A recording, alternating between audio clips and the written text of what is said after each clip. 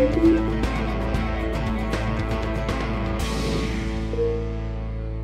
va donc pouvoir attaquer la catégorie suivante, qui est cette fois-ci la catégorie télémédecine. Et on va changer de jury au passage et vont me rejoindre Pascal Massu, entre autres, directeur marché santé au sein de chez Consorente. Consorente qui est parrain donc, de cette catégorie télémédecine. Voilà, Pascal Massu ne doit pas être très très loin. Je vais leur demander de faire vite à tous pour respecter notre planning. Jean Boulanger, qui est directeur des technologies de l'information au CHU de Québec. Olivier Ponty, qui est directeur adjoint en charge des finances et du système d'information au centre hospitalier de Castres-Mazamet. On joue local aujourd'hui avec lui. Et puis Julien Martel, Julien Martel de chez Aller, qui est directeur Europe Moyen-Orient de la division Connected Health et Health Management, donc du groupe Aller. Voilà, je laisse venir s'installer. Et nous allons donc recevoir sans tarder notre premier candidat, Pierre Mouillard, de la société Vigisys, qui est située à Mons. Il va nous présenter le projet Vigidiab. Donc toujours la même règle depuis ce matin, 5 minutes de présentation du projet, 5 minutes de questions derrière. Et j'incite les internautes, qui sont maintenant plusieurs centaines déjà à avoir déposé leur bulletin dans l'urne, à continuer de voter pour le Grand Prix des internautes qui sera remis demain. Voilà, je vous laisse avec cette présentation. Bonjour. Donc je vais vous présenter le projet Vigidiab, Vigidiab pour vigilance et diabète, qui est un projet de développement de toute une filière de données autour de la glucométrie. Vous n'êtes pas sans savoir que le diabète est évidemment un élément de santé publique qu'il va falloir affronter dans les décennies qui viennent. On est déjà à plus près de 4 millions de diabétiques en France. C'est une maladie complexe avec surtout 2 grandes catégories, type 1, type 2, dont ceux qui ont besoin d'insuline, donc en injection quotidienne. Et pour cela, ils font un geste plusieurs fois par jour qui consiste à mesurer leur taux de glycémie dans le sang avec un appareil glucomètre et des réactifs. Évidemment, ça paraît simple, c'est depuis des décennies déjà utilisé, mais ça reste l'élément essentiel de contrôle et d'adaptation des doses. C'est relativement peu coûteux et c'est un matériel qui est remboursé par les organismes de santé, type sécurité sociale.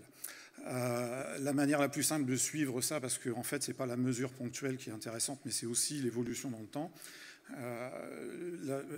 La manière la plus simple, c'est de tenir à jour un carnet de diabétiques en notant tout ça. Bien sûr, ça s'est modernisé avec l'utilisation de smartphones ou de connexions sur les ordinateurs, voire une saisie sur des systèmes web. Mais on est dans un domaine où il y a un prééquipement qui est nécessaire.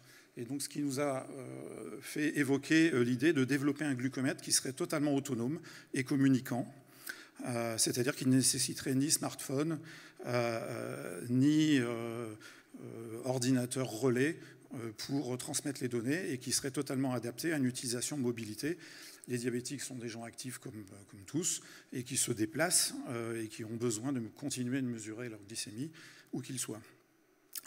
Il se trouve que c'est entré en conjonction avec l'apparition des nouveaux réseaux machine-to-machine qui sont adaptés aux objets connectés, dont un réseau que vous connaissez peut-être, Sigfox, qui est développé à partir de Toulouse.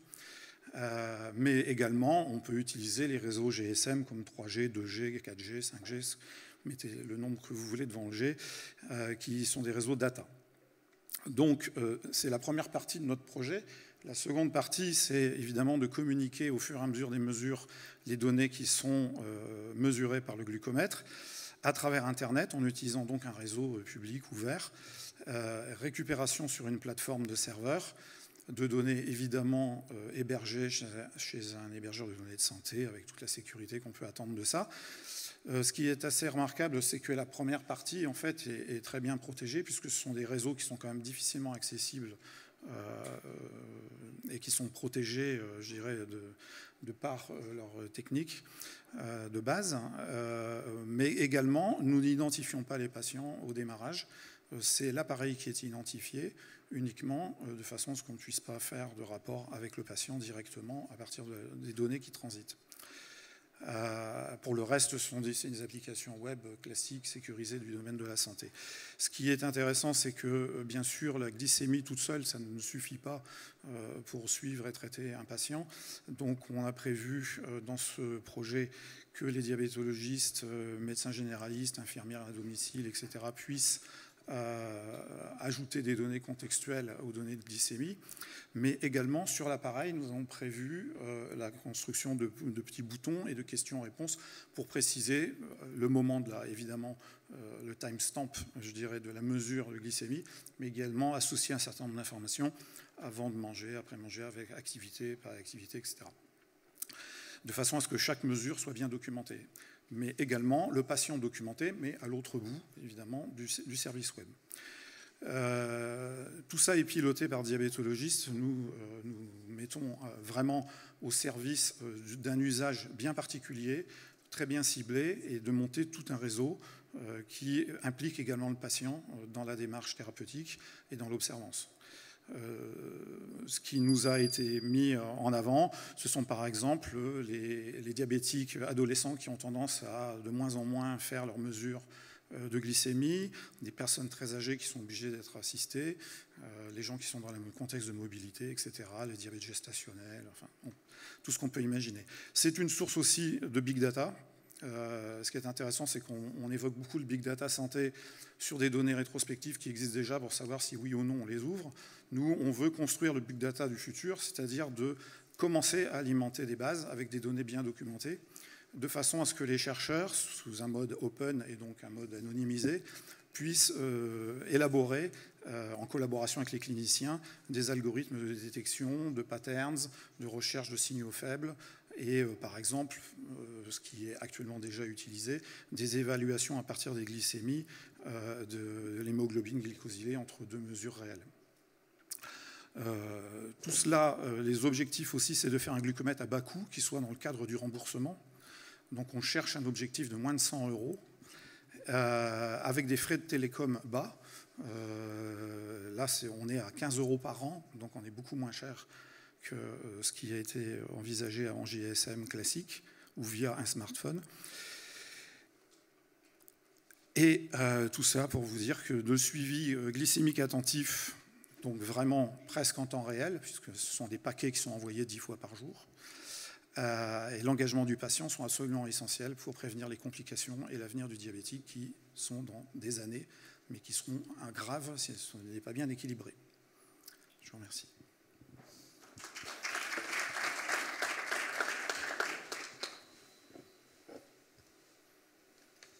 Bonjour, Julien Martel, Société LR. J'ai plein de questions. Déjà, je voulais vous féliciter parce que votre présentation était très très claire. Il est où cet appareil? On peut le voir ou on ne peut pas le voir? Alors pour l'instant, il y a un prototype avec beaucoup de fils qui dépassent, qui est réalisé. C'est un projet vraiment collaboratif dans ce sens qu'il y a 4 ou 5 entreprises qui sont concernées, chacune dans sa spécialité et ses compétences. Nous coordonnons l'ensemble. Moi, je suis médecin de formation, donc je vois aussi la partie clinique. On le fait en collaboration avec les hôpitaux de Toulouse, professeur Anner.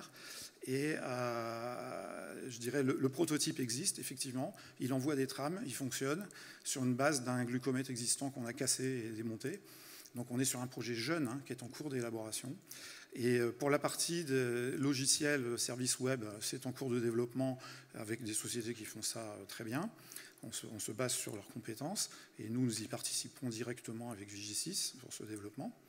Et puis, mais il y a aussi participation juridique avec le CERSA, qui est une émanation du CNRS, pour développer une notion de don de données du patient, qui ressemblerait au don du sang, par exemple, basée sur une adaptation de la licence Creative Commons santé. Donc on travaille avec ces gens-là pour élaborer ça, en collaboration aussi avec la CNIL. Enfin, vous voyez, c'est un projet collaboratif. L'idée, c'est de monter une filière numérique de données pour tous ces futurs objets connectés dans un contexte clinique professionnel. Très bien. Mais je parlais aussi à l'ancien médecin. La rémunération des médecins, vous l'avez prévu comment? Alors, actuellement, on se greffe sur des systèmes qui existent déjà de surveillance et d'entretien. Mais c'est clair qu'il va falloir, à un moment, faire des choses qui ressemblent à des centres d'appel. Aujourd'hui, on est quand même basé beaucoup sur des algorithmes qui déclenchent des alarmes automatiquement Et on est en train de tester un canal descendant vers le glucomètre pour prévenir qu'il faut téléphoner à son il sera diabéto. bidirectionnel en fait. Il sera bidirectionnel, oui. On le fait. C'est vraiment une première sur le réseau Sigfox, parce que pour l'instant, ce n'était pas prévu pour ça, mais ça commence à marcher. Donc j'imagine que le centre technique, le centre d'appel, gérera aussi les alertes techniques que Voilà. vous pourrez avoir potentiellement. Pour l'instant, on est dans le cadre d'une étude clinique. Notre première étape, c'est de monter une 50aine de prototypes, de monter des études cliniques sur des patients bien identifiés, de façon à valider tout ça en termes à la fois cliniques, mathématiques aussi, sur les algorithmes, pour après envisager une commercialisation comme un glucomètre en pharmacie. Donc viser le remboursement du DM Complètement. Et pas de la prestation par contre. Alors on passe sur la prestation, enfin le web service sera inclus dans la solution commerciale. Donc c'est essentiellement l'appareil qu'on achète, qui est remboursé tous les 4 ans, plafond 61 €, etc. Et la base de dispositif médical, en fait, on part d'un glucomètre existant en OM, donc on élimine, je dirais, toute la partie mesure à revalider, et on lui greffe dessus, en fait, un élément de communication. Alors, juste dernière question pour ma part, après je vais laisser mes collègues parler. La recherche, vous l'imaginez l'ouvrir à qui ? Alors, la recherche, pour l'instant, ce sont des contrats avec des unités d'INSERM qui travaillent sur les systèmes complexes et en collaboration, notamment avec le professeur Hanner à Toulouse. Donc, côté clinique, côté mathématique. Je voudrais reprendre sur le prototype. Vous mentionnez que c'est un glucomètre existant, donc vous avez une entente industrielle avec le fabricant. Oui, actuellement, on a, je dirais, utilisé plusieurs glucomètres qui sont commercialisés parmi les leaders. Je ne vais pas citer les marques parce que ce n'est pas l'essentiel pour l'instant. Ce sont des marques qui sont distribuées par des laboratoires pharmaceutiques, mais qui sont fabriquées par des fabricants de glucomètres. On a essayé des sources chinoises, je dirais entre guillemets, qui n'étaient pas très satisfaisantes, qui de toute façon n'avaient pas l'agrément du dispositif médical. On est parti sur 3 glucomètres. Pour l'instant, il y en a un sur lequel c'est plus facile de greffer le modem pour l'instant.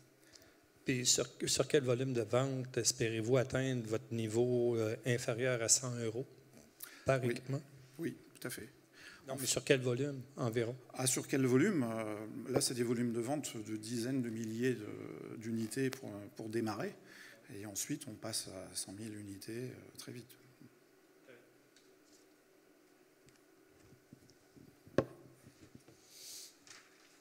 Est-ce qu'il n'y a plus de questions de la part du jury? Et toutes les explications. Mais écoutez, on peut féliciter Dr Pierre Mouillard de sa présentation donc, de ce projet Vigidiap, développé par la société Vigisys. Projet suivant, Nicolas Giraudot va nous rejoindre pour le projet IDAN. Je ne sais pas si je prononce bien. C'est bien ça. C'est bien ça, qui est un projet donc, développé par le CHU de Montpellier. Entre autres, effectivement. Bonjour à tous, merci de me laisser l'opportunité de vous présenter le projet IDAN. C'est un projet qui regroupe plusieurs partenaires principalement institutionnels, puisque ce projet émane de différents travaux de recherche qui ont eu lieu au sein de l'Université Montpellier et dans les différents laboratoires de recherche que je peux côtoyer. Je suis moi-même chirurgien dentiste et assistant hospitalo-universitaire au sein du CHU de Montpellier et de l'Université Montpellier 1, au sein de la faculté d'odontologie.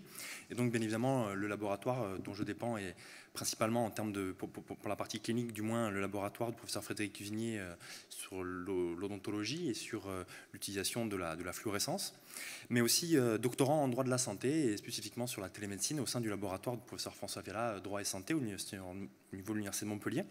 Et ce partenaire, bien sûr, regroupe aussi d'autres acteurs comme l'ARS Languedoc-Roussillon, le GCSI Santé et des partenaires privés, mais aussi le GECT, le Pyrénées-Méditerranée.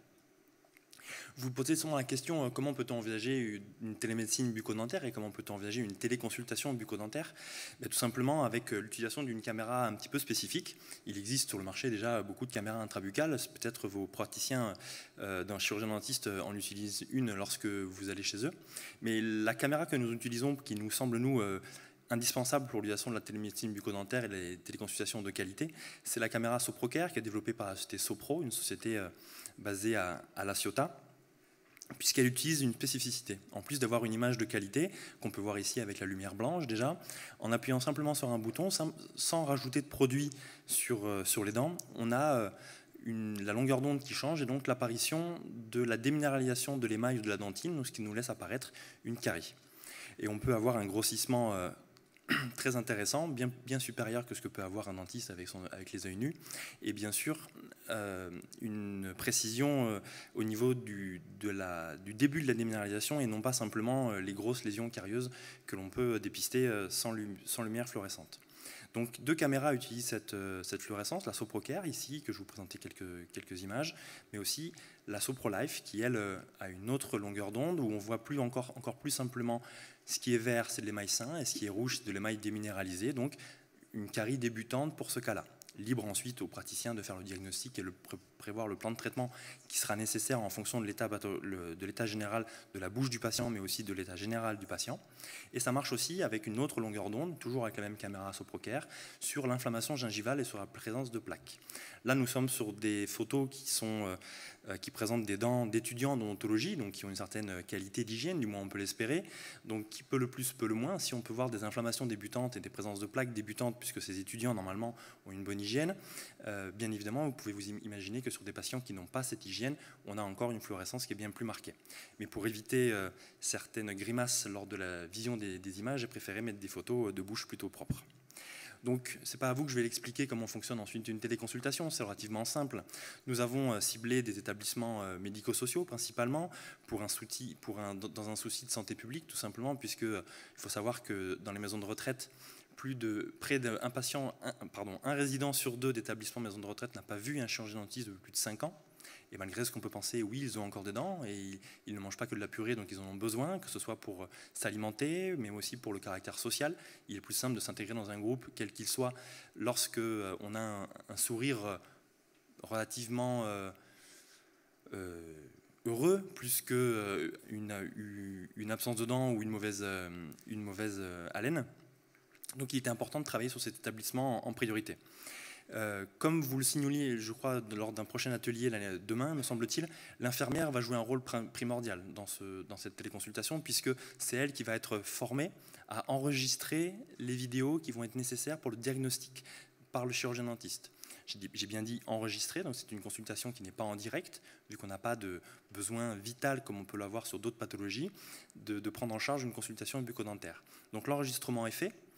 Après avoir fait l'hygiène nécessaire pour pouvoir avoir une bonne qualité d'image, avec le passage d'une brosse à dents électrique. Et j'en profite pour préciser que la société Oral-B participe avec nous en donnant une brosse à dents électrique à chaque patient bénéficiant d'une consultation bucco-dentaire.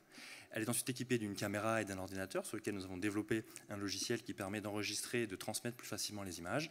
Et ensuite, le déroulé classique. Les dentistes du CHU de Montpellier, mais aussi les praticiens libéraux, pourront se connecter sur le serveur, agréer la ZIP Santé, sécuriser, bien évidemment, analyser, proposer un diagnostic, un plan de traitement, informer le patient et le personnel médical pour envisager des soins de bouche par le personnel soignant si c'est ce qui est nécessaire, ou d'envisager de pouvoir du coup planifier et organiser les déplacements du dentiste et ou du patient. Mais nous travaillons aussi avec l'ARS pour travailler sur la mise en place d'un bucobus.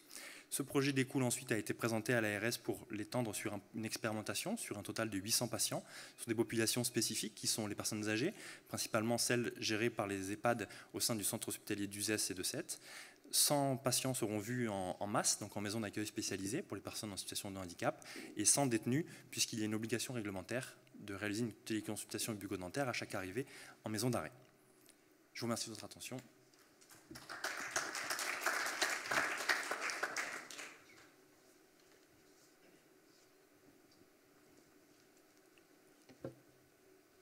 Une question classique. Avez-vous étudié les modalités de prise en charge financière de ces consultations et quel serait le modèle économique qui est envisagé derrière cette activité ? Alors effectivement, c'est une question qui nous est souvent posée, vous l'imaginez, comme pour tout le monde. C'est pourquoi nous nous sommes rapprochés du laboratoire MRM, que vous pouvez voir, qui est un laboratoire en gestion et en management de la santé au niveau de l'Université de Montpellier. Et nous travaillons effectivement sur ce point-là. D'autant plus que l'ARS Languedoc-Roussillon a été retenue parmi les 9 ARS nationales pour bénéficier des financements des expérimentations des actes de télémédecine. Donc nous pouvons tout à fait envisager ce point-là. Mais pour l'expérimentation, le CHU réalisera de façon bénévole ces consultations. Par contre, les praticiens libéraux sont rémunérés par l'URPS des chirurgiens dentistes du Languedoc-Roussillon, qui rémunérera à hauteur de 30 € les praticiens qui réaliseront les consultations, 30 € par consultation. Sachant qu'une consultation classique chez le dentiste, c'est 23 €. Et nous pouvons nous appuyer sur les différents laboratoires pour envisager et sûrement trouver le modèle économique avec un partage des honoraires, point qui est assez intéressant en télémédecine, vu que c'est une particularité de la télémédecine. Sur le modèle économique, non. Donc là, il y a effectivement la prise en charge du temps médical, mais également sur la partie technique. Enfin, vous avez un ordre d'idée du coût de cet appareil, d'une part, et le coût d'utilisation de la plateforme pour la collecte de ces données. Alors, pour information, la caméra que nous utilisons, donc c'est la caméra Soproker que je peux vous montrer ici, hein, qui est assez petite, qui permet de pouvoir passer dans des endroits où même l'œil du dentiste a du mal à aller. Elle est déjà commercialisée, elle existe, elle est faite pas pour la télémédecine, mais pour l'aide au diagnostic. C'est une caméra qui coûte entre 5 500 et 6 000 euros, en fonction si on prend la Soproker ou la SoproLife, tout simplement parce que la technologie de la fluorescence est peu encore utilisée sur ces caméras-là. C'est la seule société en France qui a de bons résultats sur cette technique. Et donc le modèle économique, moi je suis chirurgien dentiste, un peu juriste, mais malheureusement pas encore, ou bientôt peut-être gestionnaire ou économe. Nous n'avons pas encore effectivement établi ce genre d'organisation. Pour information, le projet en tant que tel, l'expérimentation, a bénéficié d'un financement à hauteur de 110 000 euros par l'ARS Languedoc-Roussillon. Finançant, surtout ce qui coûte le plus cher, c'est le temps humain nécessaire, c'est-à-dire qu'on a vraiment demandé à ce que les infirmières qui sont déjà surchargées de travail dans ces établissements puissent être rémunérées pour le temps qu'elles vont passer à passer la caméra dans la bouche et informer, à rappeler l'importance de l'hygiène bucco-dentaire, notamment pour le diabète, comme l'a pu le présenter tout à l'heure monsieur, mais pour les autres pathologies générales. Vous avez parlé tout à l'heure, pour revenir sur la partie médico-éco, vous avez parlé tout à l'heure de l'accès aux soins, donc j'imagine un point important de ce projet. Est-ce que vous avez une idée, ou commencez à évaluer, ou vous allez faire une évaluation du retour médico-éco, justement savoir si par cette téléconsultation, vous allez pouvoir éviter certains actes aujourd'hui ou coûts qui pourraient suggérer la prise en charge de ce dispositif? Alors effectivement, comme je vous l'ai dit, c'est un point sur lequel nous avons travaillé, le modèle médico-économique, effectivement, puisque c'est quelque chose qui est important pour pouvoir avoir une pérennisation d'un projet comme celui-ci. Donc le laboratoire MRM va effectivement mettre un doctorant de 3e cycle sur ce sujet-là, et nous allons répondre à l'appel d'offres Horizon H 2020, spécifiquement sur la télédentisterie pour l'amélioration, vous le savez, des citoyens à Horizon 2020, et avec une particularité sur le modèle économique, et sur aussi l'acceptabilité, qui est un point important qu'on oublie parfois, mais comment les patients acceptent cette nouvelle activité qu'est la télémédecine, et principalement télémédecine bucco-dentaire, mais ce soit les patients et les professionnels, les infirmières et les chirurgiens dentistes. Donc tout ceci est prévu, pas encore établi, puisque l'expérimentation n'est qu'à ses débuts. On a seulement vu 200 patients pour le moment, principalement sur le centre hospitalier d'Uzès, donc on est vraiment dans les phases débutantes, mais effectivement c'est quelque chose qui est envisagé.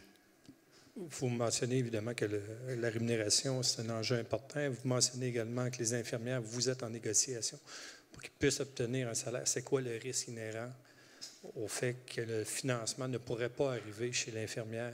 C'est quoi la voie de sortie? Très clairement, en France, pour le système de santé français, il est clair que les infirmières accepteront de réaliser cet acte que si ça fait partie de leur mission, de leur travail. Donc soit elles ont du temps dans leur activité courante qu'ils pourraient le permettre. Malheureusement, on le sait, dans ce genre d'établissement, elles n'en ont pas. Donc on va être, encore une fois, en fonction de la volonté propre, la volonté de l'infirmière donnée. Est-ce qu'elle va apprécier de travailler sur ce sujet-là? Est-ce qu'elle va être prête à faire des efforts? Et donc ça pourrait fonctionner. Mais dans un autre cas, et c'est pour ça aussi que nous travaillons sur un projet H 2020, nous aimerions avoir un outil qui permette de simplifier l'enregistrement, et qu'une infirmière, même si elle est un petit peu moins motivée par cette action de télémédecine bucco-dentaire, puisque pour l'expérimentation, nous avons choisi des infirmières qui sont vraiment animées par ce projet, mais nous aimerions pouvoir avoir un outil plus simple, pour pouvoir demander moins de temps d'enregistrement. On sait qu'il est coûteux et très difficile à avoir. Une ou deux dernières questions éventuellement du jury. Tout a été dit, tout a été expliqué. Merci beaucoup. On peut applaudir Nicolas Giraudot pour cette présentation. Projets de télémédecine qui concernent les soins dentaires ne sont pas monnaie courante tout de même, donc c'est à souligner. On va enchaîner, passer du dentaire à la dermatologie, avec une innovation technologique à ce sujet qui va nous être présentée par Alexandre Delalot de la société PIC-Science à Toulouse. Et moi j'invite toujours les internautes à continuer à voter. Là vous êtes plusieurs centaines déjà d'internautes à avoir fait votre choix. Vous avez encore jusqu'à la fin de ces auditions et jusqu'à demain 16h également pour voter. Tout de suite donc Alexandre Delalot, et on va parler de télédermatologie.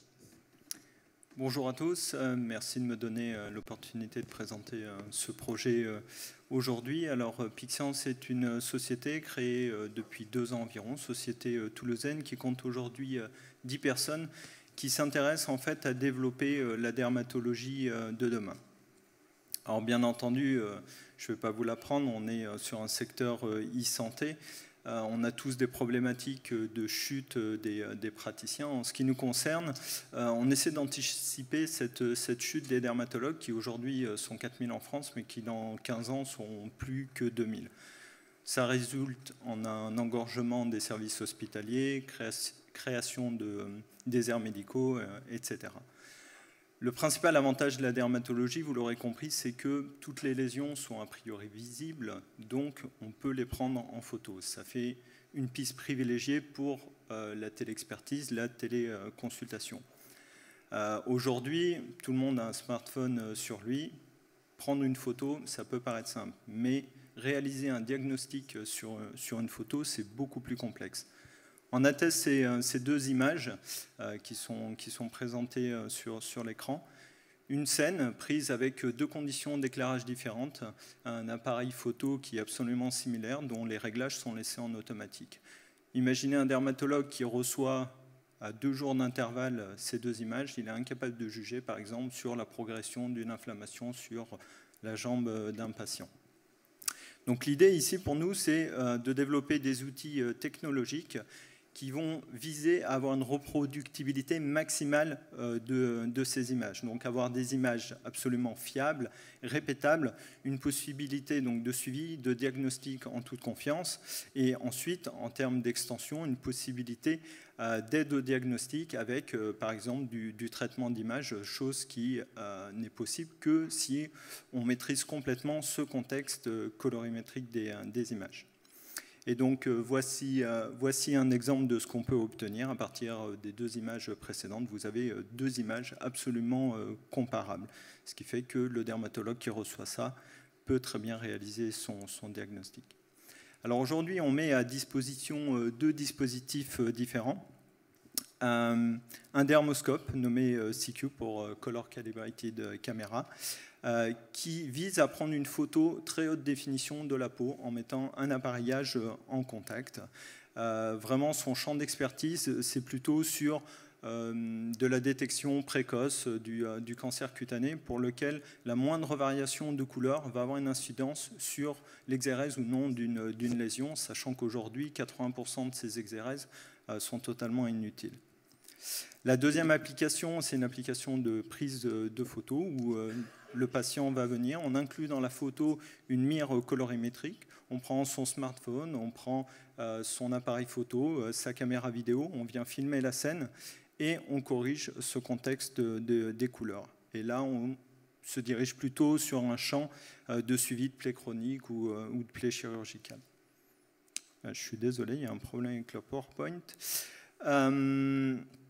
On a un mode de fonctionnement qui est très simple au niveau de ce projet. On a une brique technologique qui va directement s'insérer au sein des solutions existantes, c'est-à-dire qu'on ne vient pas concurrencer d'autres acteurs du domaine qui ont déjà des solutions de téléexpertise, téléconsultation. On vient leur proposer une valeur ajoutée en fait sur ces solutions-là. L'avantage aussi, c'est que le dermatologue va ne plus avoir à choisir entre plusieurs solutions. Par exemple, je travaille avec la solution Intel qui fait plutôt des images rouges, donc je vais juger mon diagnostic comme ça, ou des images bleues, je jugerai mon diagnostic comme ça. Il aura des images, quelle que soit la solution, qui sont également absolument comparables. Un marché avec 4 acteurs, EHPAD, maisons de soins, centres carcéraux, médecine du travail, qui ont besoin de ce type de technologie. Et 3 objectifs avoués, la définition d'un standard de l'imagerie dermatologique, donc qui va permettre de réaliser le suivi et le diagnostic, permettre des mesures vraiment réelles, objectives, c'est-à-dire je vais pouvoir dire mon érythème, il a tel pourcentage de rouge par exemple, ou ma plaie, elle s'est étendue de telle distance. Et ensuite proposer, comme je le disais, des applications en traitement d'image. Donc voici une première illustration avec tout à fait à gauche, vous avez la photo d'origine, donc calibrée, la photo calibrée au milieu, et ici un petit traitement d'image qui permet de mettre en relief par exemple un érythème. Également, on travaille sur des corrections, qu'elles soient sur image statique ou flux d'images de type vidéo, en temps réel de la distorsion de l'image. Donc vous avez la première image. C'est difficile de prendre la lésion. Je suis l'infirmière avec mon smartphone. J'ai un contre-plongé. Et bien l'algorithme vient non seulement corriger les images, mais aussi corriger cette distorsion. Et ensuite, vous êtes capable de faire des mesures réelles, mapper ses étendues de temps, etc. Voilà, je vous remercie de votre attention.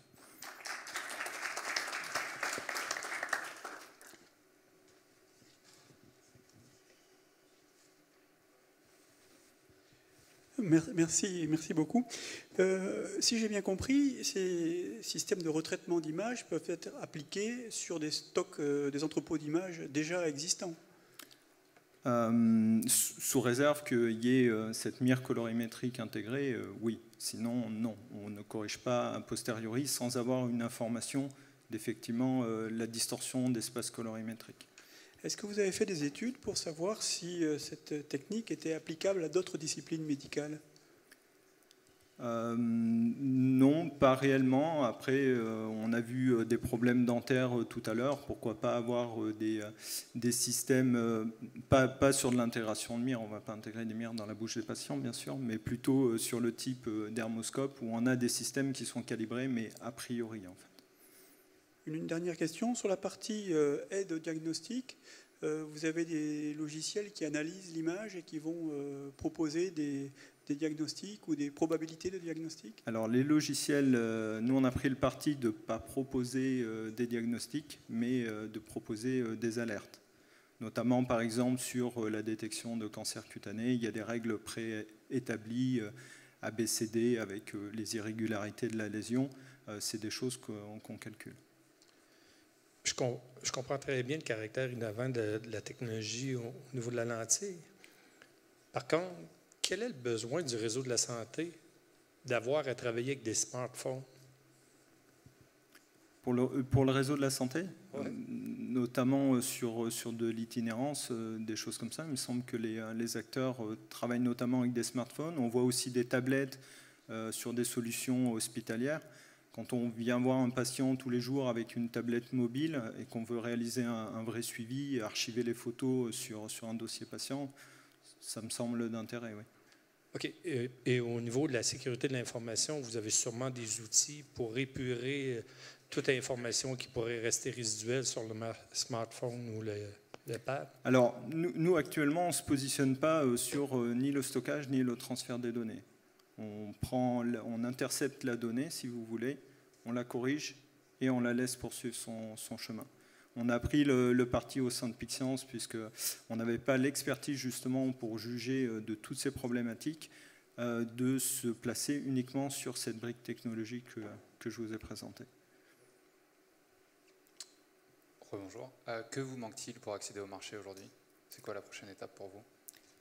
Alors, aujourd'hui, le système de dermoscopie est commercialisé. En termes d'application fixe, il est chez le dermatologue, il est dans le service du CHU.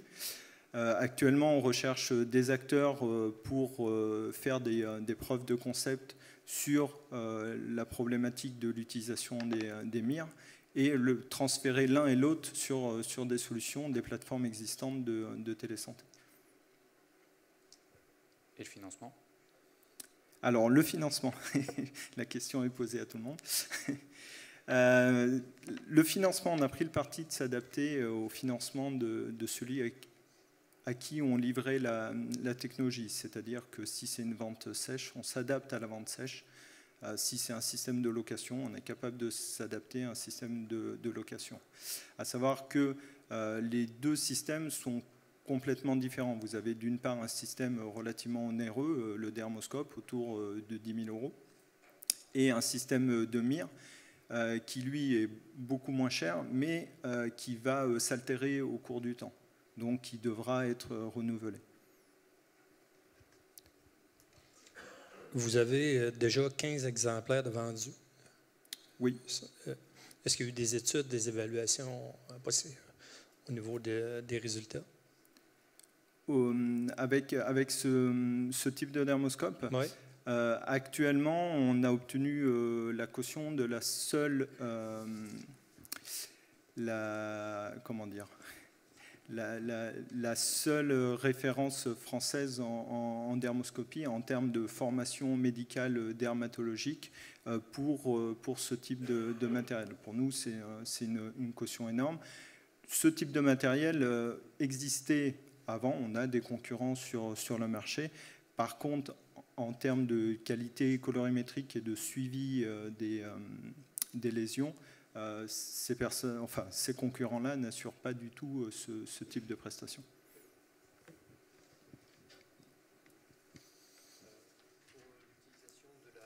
Dernière question du jury, allez-y Pascal Massieu. Parlez bien près du micro qu'on vous entende. Pour l'utilisation de la mire colorimétrique, vous avez développé une application qui est portable sur des smartphones. Alors, actuellement, l'application est portable sur tablette, c'est-à-dire que vous filmez la mire en temps réel avec la tablette, elle corrige en temps réel votre flux vidéo, elle vous dit que vous pouvez prendre la photo ou pas, et voilà, pour l'instant on est sur ça, ou webcam, etc. Alors sur webcam, le traitement... Ça fonctionnera très bien sur smartphone, si c'est votre D'accord, mais sur webcam, le traitement, il est fait au niveau de l'ordinateur. Vous fournissez un logiciel sur l'ordinateur? Oui, tout à fait. D'accord. Oui. Okay.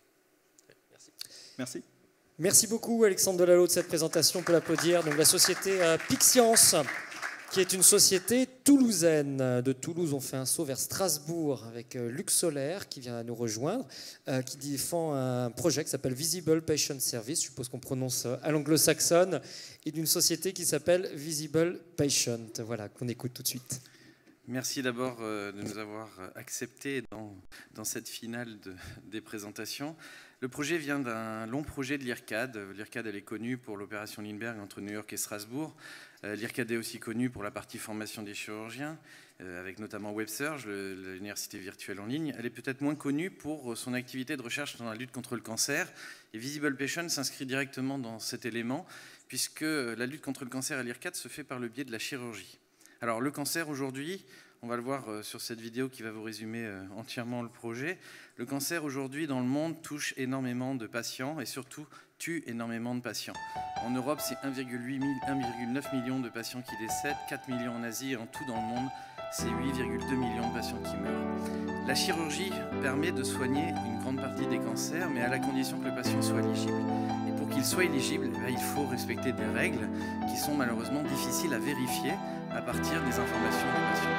Visible Patient va apporter une solution en fournissant à partir de l'image médicale du patient, qui est vue en coupe, comme si on tranchait le patient en petits morceaux, et on va reconstruire le vrai patient en vrai, parce que dans la vraie vie, on ne découpe pas les patients en petits morceaux.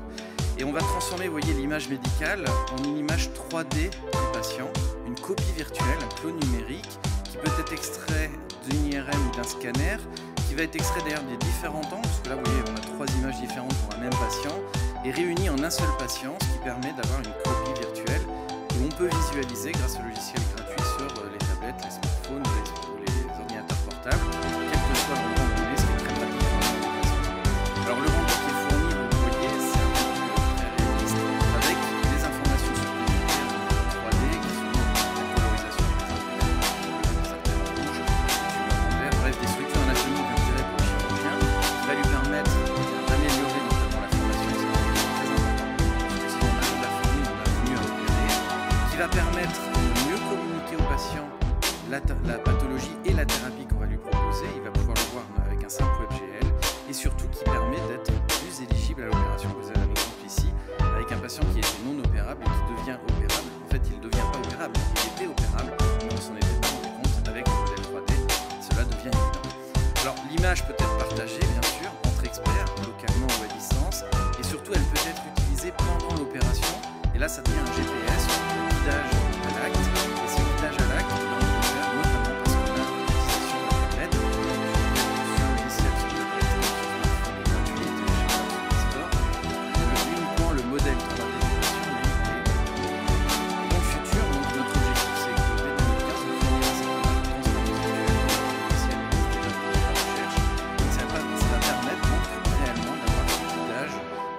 par réalité augmentée, hein, ce que vous voyez ici, grâce à cette modélisation initiale. Donc la modélisation initiale que l'on propose aujourd'hui, par le biais de ce service en ligne, c'est réellement la brique élémentaire nécessaire à cet avenir de la chirurgie basé sur cette image virtuelle. Merci.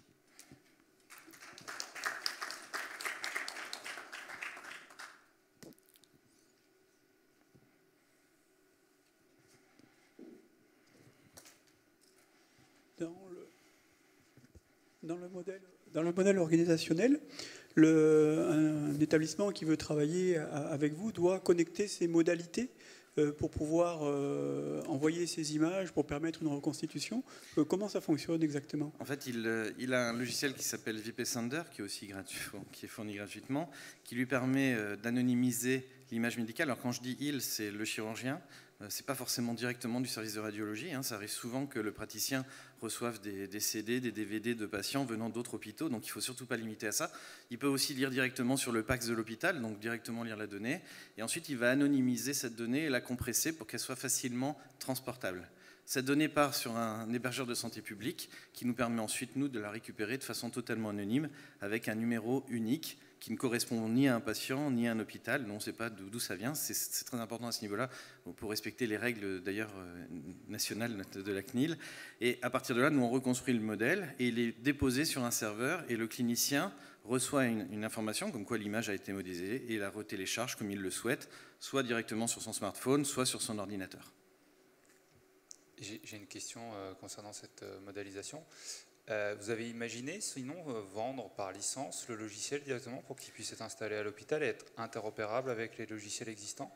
Alors justement, l'objectif, c'est de justement pas faire ça, puisque c'est ce que tout le monde fait et ça coûte trop cher. Le fait de vendre un logiciel fait monter le prix des modélisations de façon vertigineuse. Les logiciels coûtent très cher. Mais surtout, le deuxième élément, c'est que les praticiens n'ont pas le temps de faire ça. Et tous les logiciels qui sont vendus aujourd'hui sont très peu utilisés en routine. Alors vous allez retrouver des belles images dans les congrès parce qu'ils vont prendre le temps pour les congrès de travailler. Mais la réalité de la routine, et ça, pour le coup, on est bien placé pour le savoir à l'IRCAD puisqu'on forme les chirurgiens du monde entier, c'est que ce n'est pas utilisé en pratique parce que trop long en usage et trop compliqué pour des cliniciens. Donc l'idée, c'était de déporter ce traitement vers des spécialistes du traitement d'image, en l'occurrence des manipulateurs en radiologie, qui sont formés spécifiquement pour cette analyse. Ce sont des logiciels qui sont totalement comparables d'ailleurs aux logiciels que vous pouvez voir sur le marché. À une différence près, on reconstruit tout le corps humain, alors que les logiciels qui sont disponibles sur le marché ne vont être spécialisés que sur un organe et pas l'ensemble du corps. Vous avez évoqué le coût? Le coût, c'est 200 € pour une reconstruction 3D. C'est le prix d'un instrument jetable en chirurgie aujourd'hui.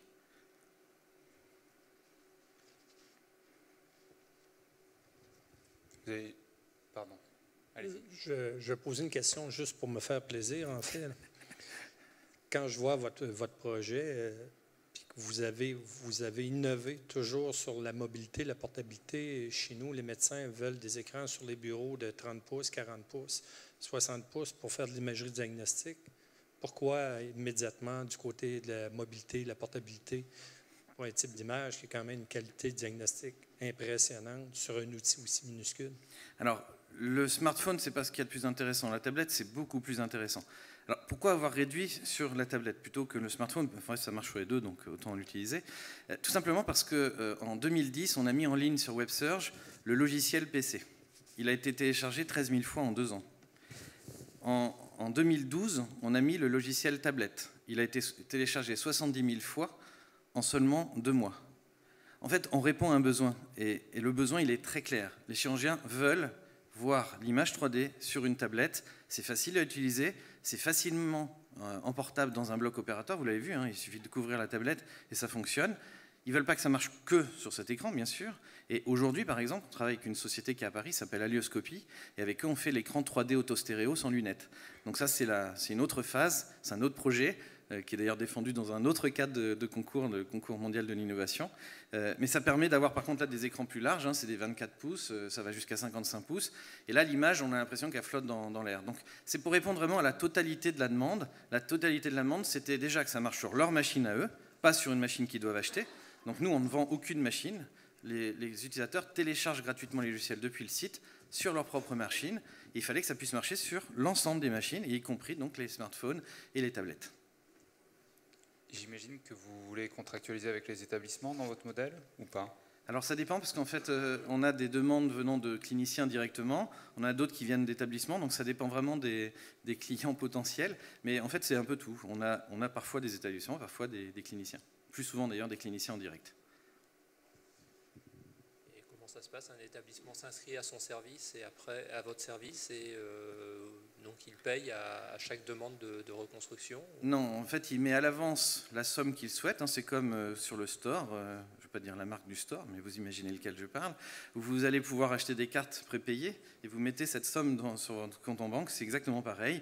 Donc vous avez une somme que vous mettez à l'avance et au fur et à mesure, elle va être décomptée à chaque fois que vous ferez une modélisation. Donc ça permet en fait une réduction forte des coûts de production, bien sûr, de ces images pour eux.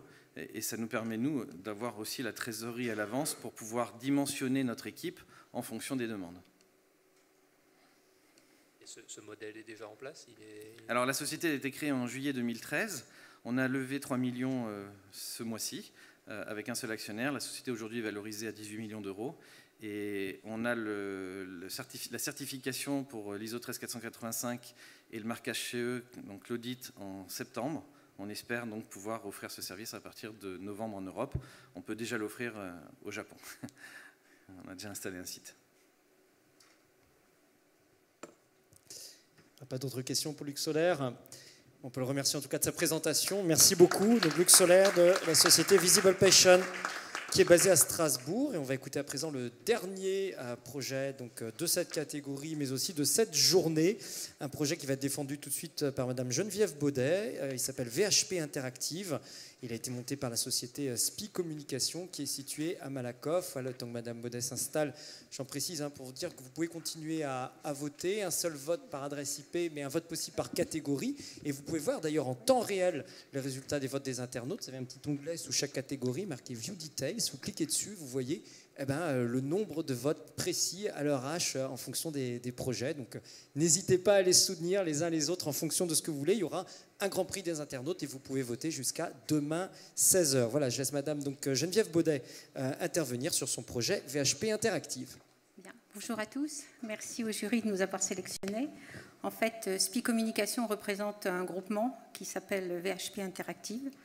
Ce groupement est composé d'un industriel comme SPI Communication et de différentes entreprises, plutôt des PME qui sont spécialisées dans les domaines verticaux, je viens à revenir, et puis également intègre dans ce groupement des organismes de recherche dont le CNRS et un laboratoire de mines télécom. Donc le projet VHP Interactive, contrairement à peut-être ce que l'on a vu jusqu'à présent, est un projet qui est en cours de développement. C'est un projet qui a commencé en 2012, septembre 2012. Il fait partie des projets qui ont été sélectionnés dans le cadre de l'appel à projet e-santé 2. Le but donc de ce projet, c'est d'abord de démontrer la viabilité d'un système économique de la prise en charge des maladies chroniques, mais également pour la suite de le déployer à une échelle beaucoup plus importante et de mettre en place une offre de services à destination des patients. Donc le groupement qui est composé aujourd'hui, donc mené par SPI Communication, intègre la société Commerce, qui est spécialisée dans les centres d'appel médicalisés, Innovelan sur la partie système d'information et Innoving pour l'accompagnement au changement. Et sur la partie recherche et développement, puisque nous faisons, il est fait de la recherche dans ce projet-là qui, lorsqu'elle est industrialisable à grande échelle, est réintégrée par les industriels et c'est piloté par le CNRS, notamment le laboratoire Agim de Grenoble, avec l'Institut Mines Télécom. Nous avons bien sûr d'autres partenaires financiers, puisque vous posez la question, financiers bien sûr l'État, puisqu'ils en financent une partie. Ils financent les partenaires pour mettre en place ce démonstrateur. Mais nous avons le soutien également de deux ARS, l'ARS Picardie et l'ARS Bourgogne. Également d'une mutuelle qui nous a rejoints puisqu'elle a vu un intérêt à travailler, à collaborer avec nous, qui est Réunica. Et enfin, nous avons le soutien de sociétés savantes comme la Société francophone du diabète.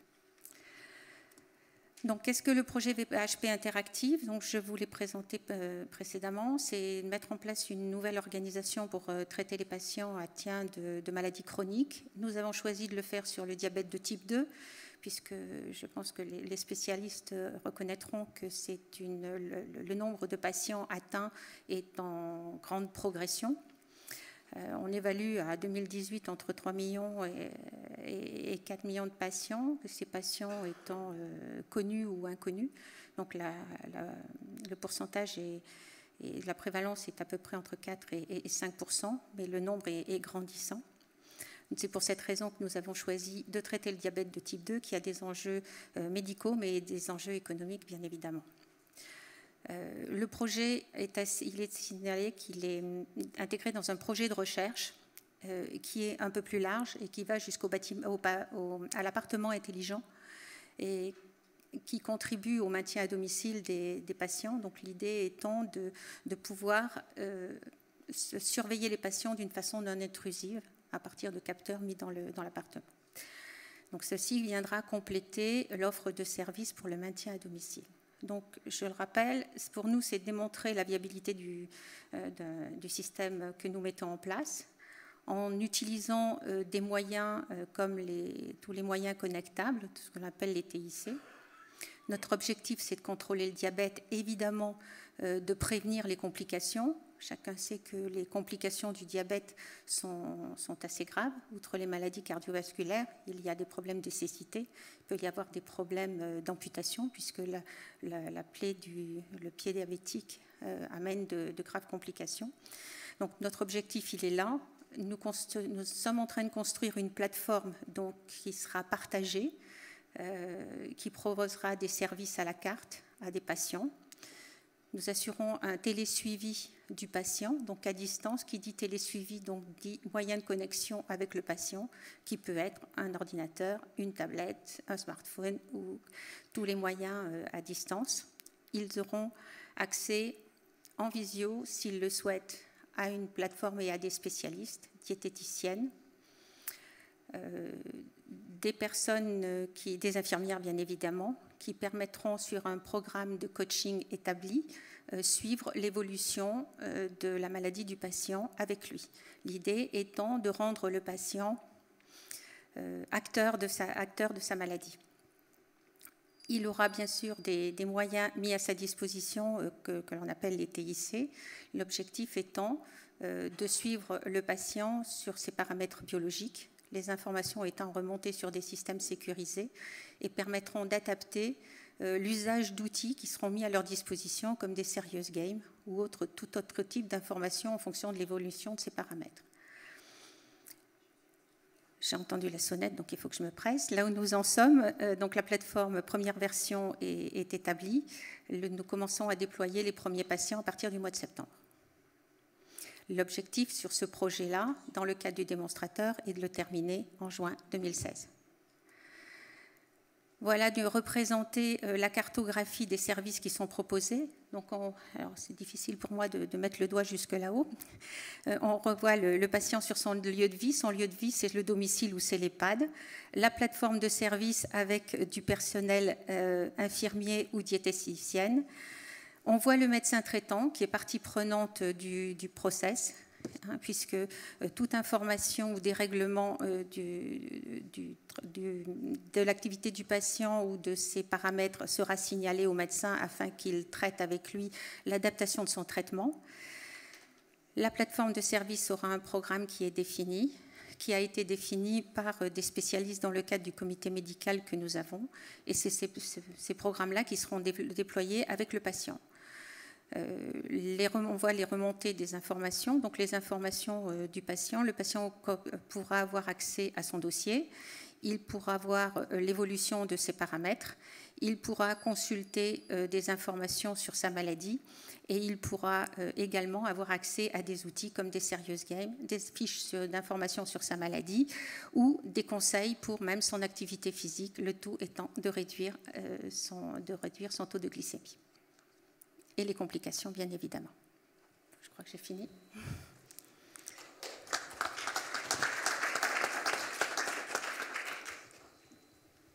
Oui, en fait, vous avez énuméré un paquet de services qui seront disponibles pour le mois de septembre. À quel service doit s'attendre la clientèle qui va utiliser le produit? Est-ce que c'est l'ensemble des services énumérés? Oui. Oui. Pas sur la partie appartement encore, c'est disponible, mais ça n'est pas encore dans cette version-là. Il y a des choses qui sont disponibles mais pas intégrées. L'idée étant au départ d'être sur le projet médical. Donc l'ensemble des services seront proposés aux patients à partir du mois de septembre.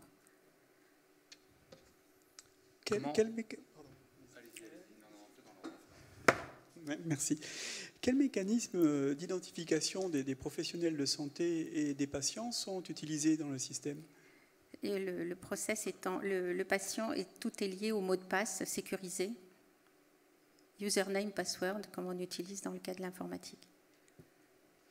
Et le tout est centralisé sur une plateforme qui est hébergée, bien sûr, chez un hébergeur de données de santé. Sur la remontée d'alerte, comment vous gérez la responsabilité du médecin? La remontée d'alerte, je ne sais pas de quelle alerte vous parlez. Si vous parlez de l'alerte clinique. Pardon? Une alerte clinique, une téléalerte médicale par exemple, le médecin, s'il reçoit cette alerte, il est donc engagé, il est donc responsablement engagé. Oui. Comment vous avez géré ça pour le déploiement en septembre? Alors, on est en train de déposer les dossiers auprès de CNIL et de rédiger les contrats, puisque nous sommes en mettant en place des conventions, pas des contrats, mais des conventions avec les médecins et des conventions avec les patients, bien évidemment, en plus des autorisations que l'on doit avoir des ARS et de la CNIL, bien évidemment. Donc tous ces dossiers-là sont en cours de constitution, en espérant que ça aille suffisamment vite pour qu'on commence à déployer au mois de septembre. Nous sommes peut-être un peu ambitieux sur les délais. Sur le médecin traitant, on fait une alerte qui peut être de plusieurs manières. Soit on l'envoie, on contacte directement téléphoniquement le médecin, soit on lui renvoie un message, soit on lui renvoie un message sur un moyen de communication, type SMS. Nous ne sommes pas là pour traiter les alertes. On veut utiliser l'alerte sur une maladie comme celle-ci. C'est une maladie à long terme, donc on n'est pas sur des situations d'urgence.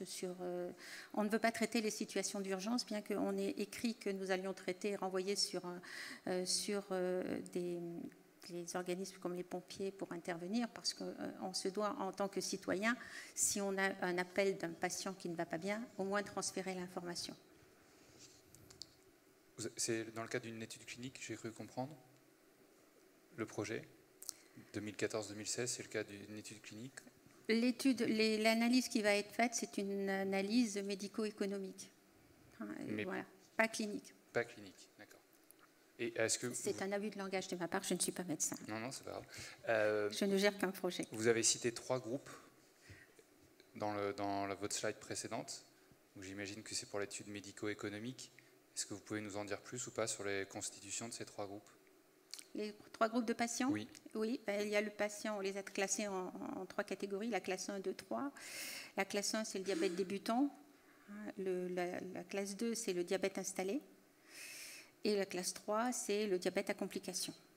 Voilà. Donc, dans les 3 classes, les outils mis à disposition ne sont pas forcément les mêmes. Le débutant n'a pas besoin d'objets connectés. Enfin, il a besoin d'un ordinateur pour suivre et apprendre l'évolution de sa maladie, apprendre à gérer son alimentation, avoir une activité physique. Ça, il a tous ces outils-là.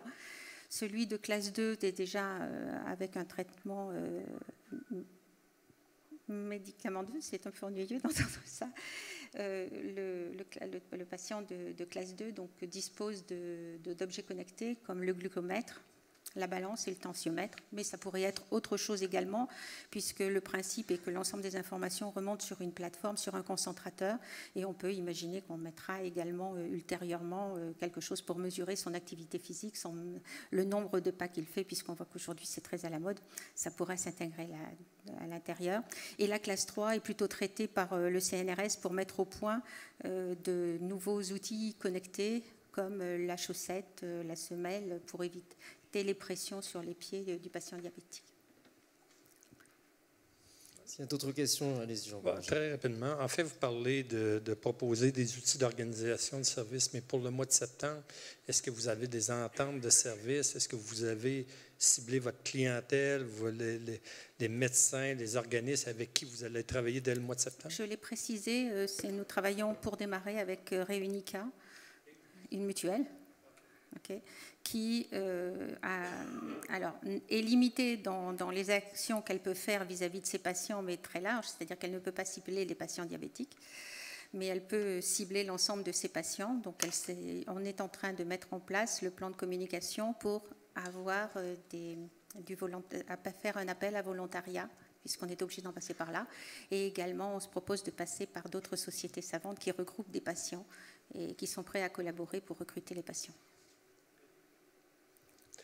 Le mode de fonctionnement du dispositif chez le patient, tout passe par l'ordinateur, par un accès Internet, y compris des capteurs communicants?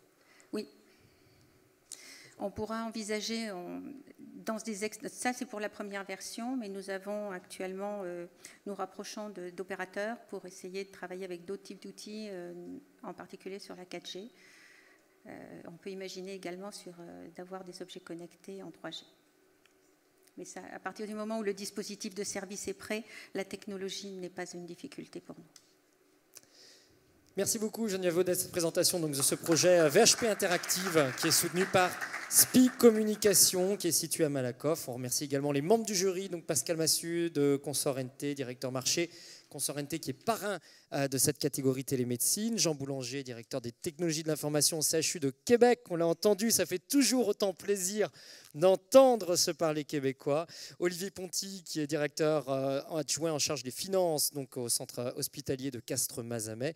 Et puis Julien Martel, directeur Europe, Moyen-Orient, division Connected Health et Health Management au sein d'Aler. Aler qui parrainera notre coup de cœur du jury cette année à Castres 2014. C'est donc la fin de ces auditions publiques des prix des trophées de la e-santé que vous avez pu suivre en direct depuis ce matin. Continuez à voter. Vous pouvez voter jusqu'à 16h. Un vote par adresse IP, un vote par catégorie.